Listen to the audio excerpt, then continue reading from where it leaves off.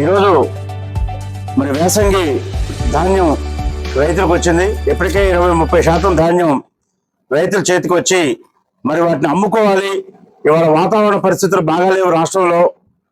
ఏ రోజు చూసినా కానీ సాయంత్రానికి మబ్బులు రావటం, గాలిదుంబులు రావటం, వాతావరణం మొత్తం కూడా మారిపోవటం, వర్షాలు పడే వాతావరణం లాగా ఉండటం, అక్కడక్కడ వర్షాలు పడతా ఉండటం. మనం చూసాం, మనం 4 రోజుల క్రితం అకాల వర్షం మరి రైతుల్ని నడ్డి విరిచింది.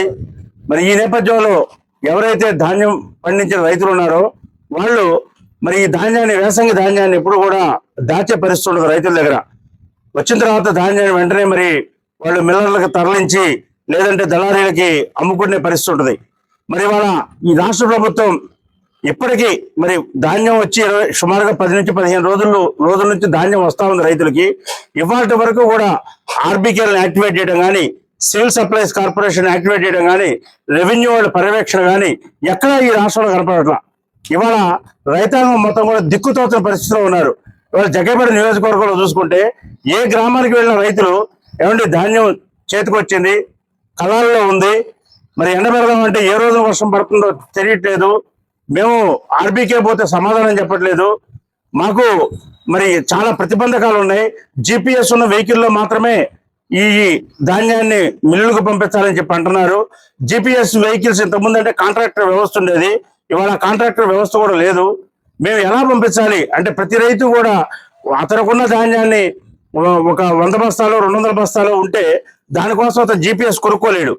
మేము వైఎస్ఆర్ కాంగ్రెస్ పార్టీగా మేము ప్రభుత్వాన్ని డిమాండ్ చేసేది ఏంటంటే ఈ జీపీఎస్ వ్యవస్థ అనేది మరి ఇబ్బందికరంగా ఉంది కాబట్టి ప్రభుత్వమే జీపీఎస్లు పెట్టి, వాహనాలు పెట్టి ఆ ధాన్యాన్ని తరలించినా పర్వాలేదు.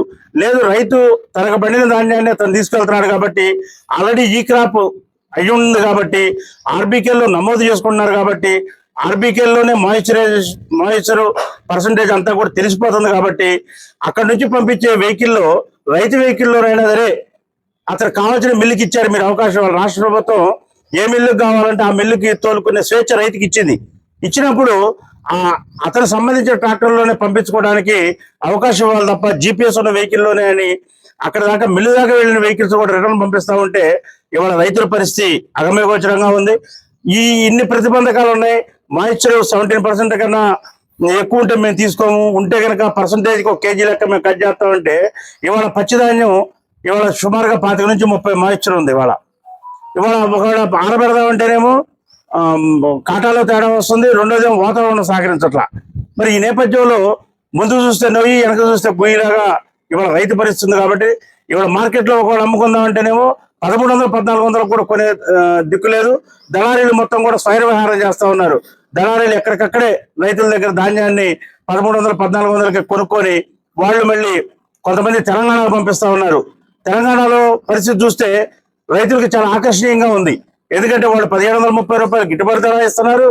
అది కాక మళ్ళీ క్వింటాకి 500 రూపాయలు రైతుకు బోనస్ ఇస్తూ ఉన్నారు. మన దగ్గర ఆ బోనస్ అనేది లేదు అసలు. మనం గిట్టుబాటు ధర ఏదైతే మీరు 1730 రూపాయలు ఉన్నాయో దానికైనా అమ్మడానికి రైతు సిద్ధంగా ఉన్నాడు ఇవాళ. కానీ దానికే అమ్ముకోవడానికి ప్రతిబంధకాలు, అనేక రకాల కఠినమైన నిర్ణయాలు రైతాంగానికి సంబంధించి, అలానే వ్యవసాయ శాఖ కూడా కొంచెం సరళీకృత విధానాలతోనే మాయిశ్చర్ విషయంలో కానీ, ఈ జీపీఎస్ విషయంలో కానీ కొంచెం సరళీకృత విధానాలతో వెళ్తే రైతులు మొత్తం కూడా మరి వాళ్ళ పండిన పంటల మొత్తం కూడా మరి మిల్లర్స్కి ఇవ్వగలుగుతారు. 1730 రూపాయలు గిట్టుబాటు ధర అనేది కలుగుతుంది. ఎందుకంటే ఈ సంవత్సరం ఈల్డింగ్ కూడా అనుకున్న మేరకు రాలేదు. మధ్యలో వాతావరణం అనుకూలించిన పరిస్థితి, మధ్యలో నీళ్లు కూడా రాని పరిస్థితి. మరి ఈ నేపథ్యంలో రైతులకి మరి ఉత్పత్తి కూడా అంత ఎక్కువగా కాలేదు. కాబట్టి ఈ రేటు కన్నా 1730 రూపాయల కన్నా మరి ప్రభుత్వం సేకరిస్తే తప్పనిసరిగా రైతు కొంచెం బయటపడే పరిస్థితి ఉంటుంది. కాబట్టి తప్పనిసరిగా మేము